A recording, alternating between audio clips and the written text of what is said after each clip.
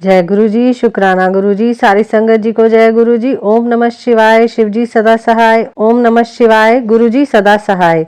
सप्त ऋषियों का आगमन और हिमालय को समझाना। ब्रह्मा जी बोले, ब्राह्मण के रूप में पधारे स्वयं भगवान शिव की बातों का देवी मैना पर बहुत प्रभाव पड़ा और वे बहुत दुखी हो गईं। वे अपने पति हिमालय से कहने लगी कि इस ब्राह्मण ने शिव जी की निंदा की है। उसे सुनकर मेरा मन बहुत खिन्न हो गया है। जब भगवान शिव का रूप और शील सभी कुत्सित है तथा सभी उनके विषय में बुरा ही सोचते हैं और उन्हें मेरी पुत्री के सर्वथा अयोग्य मानते हैं, तो मैं अपनी प्रिय पुत्री का हाथ कदापि उनके हाथ में नहीं दूंगी। मुझे अपनी पुत्री अपने प्राणों से भी अधिक प्रिय है। यदि आपने मेरी बात नहीं मानी तो मैं इसी समय विष खा लूंगी और अपने प्राण त्याग दूंगी। साथ ही अपनी बेटी पार्वती को लेकर इस घर से चली जाऊंगी। मैं पार्वती के गले में फांसी लगा दूंगी और वनों में ले जाऊंगी तथा किसी सागर में डुबो दूंगी, परंतु किसी भी हालत में उसका ब्याह पिनाकधारी शिव के साथ नहीं होने दूंगी। यह कहकर देवी मैना रोती हुई तुरंत कोप भवन में चली गई और उन्होंने कीमती वस्त्रों आभूषणों का त्याग कर दिया और जमीन पर लेट गईं। जब इस विषय में भगवान शिव को जानकारी हुई तो उन्होंने सप्त ऋषियों को याद किया। वे तुरंत ही वहां आ गए। तब त्रिलोकीनाथ भगवान शिव ने सप्त ऋषियों को देवी मैना को समझाने की आज्ञा देकर उनके घर भेजा। त्रिलोकीनाथ भगवान शिव का आदेश मिलने पर सप्त ऋषि उन्हें श्रद्धा पूर्वक प्रणाम करके आकाश मार्ग से पर्वतों के राजा हिमालय के राज्य की ओर चल दिए। सप्त ऋषि जब हिमालय के नगर के निकट पहुंचे तो वहां का ऐश्वर्य देखकर उसकी प्रशंसा करने लगे। वे सातों ऋषि आकाश में सूर्य के समान चमकते हुए जान पड़ते थे। उन्हें आकाश मार्ग से आता देखकर हिमालय को बहुत आश्चर्य हुआ। शैलराज सोचने लगे कि इन तेजस्वी सप्त ऋषियों के आगमन से आज मेरा संपूर्ण राज्य धन्य हो गया। सभी सूर्य तुल्य तपस्वी सप्त ऋषि आकाश से उतरकर पृथ्वी पर खड़े हो गए। गिरिराज हिमालय ने दोनों हाथ जोड़कर और अपना मस्तक झुकाकर आदर पूर्वक उन्हें प्रणाम किया और उनका पूजन तथा स्तुति की। तत्पश्चात गिरिराज हिमालय ने कहा कि आज मेरा घर आपके चरणों की रज पाकर पवित्र हो गया है। मेरा जीवन आपके दर्शनों से धन्य हो गया है। फिर आदर पूर्वक हिमालय ने सप्त ऋषियों को आसनों पर बैठाया। हिमालय बोले, आज मेरा जीवन सफल हो गया है। आज मेरा सम्मान इस संसार में बहुत बढ़ गया है। जिस प्रकार अनेक तीर्थों के दर्शनों को पुण्य कमाने का स्तोत्र माना जाता है, उसी प्रकार आज मैं भी पवित्र तीर्थों के समान वंदनीय हो गया हूँ। हे ऋषिगणों, आप साक्षात भगवान विष्णु के समान हैं।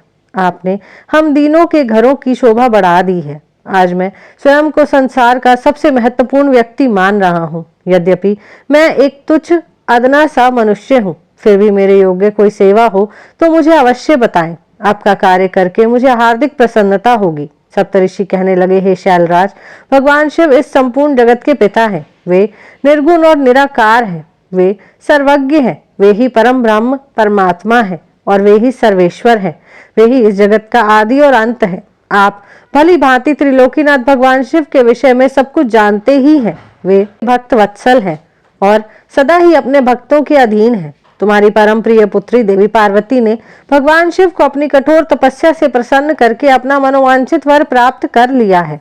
उन्होंने प्रभु शिव को पति रूप में पाने का वर प्राप्त किया है। जिस प्रकार भगवान शिव को इस जगत का पिता माना जाता है, उसी प्रकार शिवा जगत की माता कही जाती है। अतः आप अपनी कन्या पार्वती का विवाह महात्मा शिव शंकर से कर दीजिए। ऐसा करके आपका जन्म सफल हो जाएगा और आप गुरुओं के भी गुरु बन जाएंगे। सप्त ऋषियों के ऐसे वचन सुनकर हिमालय बोले, हे महर्षियों, मेरे अहोभाग्य है जो आपने मुझे इस योग्य समझकर मुझसे यह बात कही।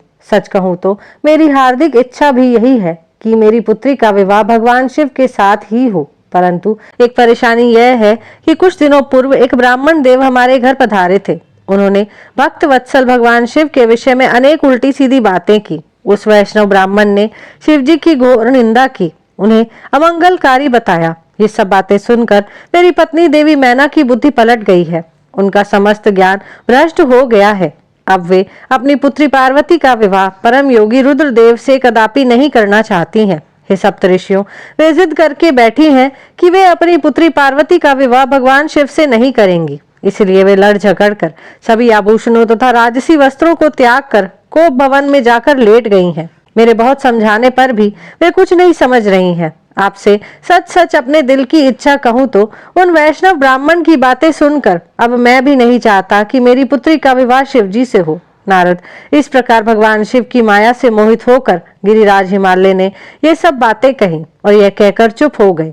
तब सप्तऋषियों ने कोप भवन में लेटी हुई देवी मैना को समझाने के लिए देवी अरुंधति को भेजा। अपने पति की आज्ञा पाकर देवी अरुंधति उस कोप भवन में पहुंची, जहां देवी मैना रुष्ट होकर पृथ्वी पर लेटी हुई थी और पार्वती उनके पास ही बैठकर उन्हें समझा रही थी। साध्वी अरुंधति बड़े ही मधुर स्वर में बोली, देवी मैना उठिए, मैं अरुंधति और सप्तऋषि तुम्हारे घर पधारे हैं।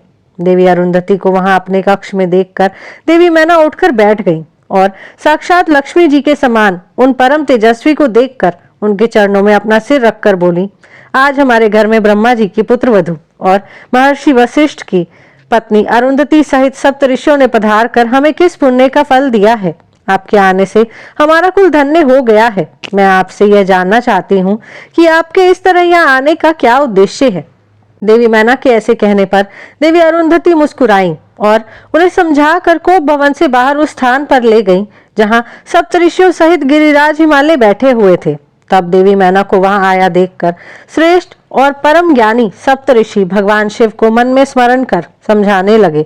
सप्तऋषि बोले, हे शैलराज, तुम अपनी पुत्री पार्वती का विवाह त्रिलोकीनाथ भक्त वत्सल भगवान शिव से कर दो। वे तो सर्वेश्वर है, वे कभी भी किसी से याचना नहीं करते। जगत की रचना के स्रोत ब्रह्मा जी ने तारकासुर को यह वरदान दिया है कि केवल शिव पुत्र के हाथों ही उसका वध होगा। इस समय तारकासुर के कारण तीनों लोकों में हाहाकार मचा हुआ है। उसने देवराज इंद्र सहित सभी देवताओं को स्वर्ग से निकाल दिया है। साथ ही वह निर्दोष लोगों का भी शत्रु बन बैठा है। साधुओं और ऋषि मुनियों को यज्ञ नहीं करने देता तथा उनकी पूजा उपासना को तारकासुर के सैनिक समय समय पर नष्ट कर देते हैं। उन्होंने सभी के जीवन को कष्टकारी बना रखा है। इस संसार में व्याप्त बुराइयों और दुष्प्रवृत्तियों के विनाश के लिए संहारक रुद्रदेव का पुत्र ही सबसे उपयुक्त है। उस वीर और बलवान पुत्र की प्राप्ति के लिए आवश्यक है कि भगवान शिव विवाह कर ले। इसलिए ब्रह्मा जी ने भगवान शिव से विवाह करने की प्रार्थना की है। यह सर्वविदित है कि भगवान शिव परम योगी हैं और विवाह के लिए उत्सुक नहीं है। तुम्हारी पुत्री पार्वती ने भगवान शिव की कठोर तपस्या करके शिव को अपना पति बनाने के लिए वर प्राप्त किया था। यही कारण है कि महादेव जी देवी पार्वती का पाणी ग्रहण करना चाहते हैं। सप्तऋषियों की यह बात सुनकर हिमालय विनय पूर्वक बोले, हे ऋषिगण, आपकी बातें सही हैं, परंतु जहां तक मैं जानता हूँ शिव जी के पास ना तो रहने के लिए घर है, ना कोई राते रिश्तेदार और ना ही बंधु बांधव है। उनके पास कोई राजपाट भी नहीं है और ना ही वे ऐश्वर्य और विलासिता का जीवन ही जीते हैं। आप वेद विधाता ब्रह्मा जी के पुत्र हैं, इसीलिए मैं आपका आदर और सम्मान करता हूँ। आप परम ज्ञानी हैं और ये जानते हैं कि जो पिता काम, मोह, भय अथवा लोभ के कारण अपनी कन्या का विवाह अयोग्य वर से कर देते हैं, वे मरने के बाद नरक के भागी होते हैं। इसीलिए मैं कोई ऐसा कार्य नहीं करना चाहता जिससे मैं नरक का भागी बनूं। मैं अपनी प्रिय पुत्री पार्वती का विवाह स्वेच्छा से कभी भी शूलपाणी शिव के साथ नहीं करूंगा। यही मेरा और मेरी पत्नी मैना दोनों का फैसला है। हे महर्षियों, आप परम ज्ञानी और समझदार हैं, इसलिए हमारे लिए उचित विधान को बताकर हमें कृतार्थ करें। यहीं पर शिव पुराण श्री रुद्र संहिता खंड 3 31वां अध्याय समाप्त होता है। जय गुरु जी।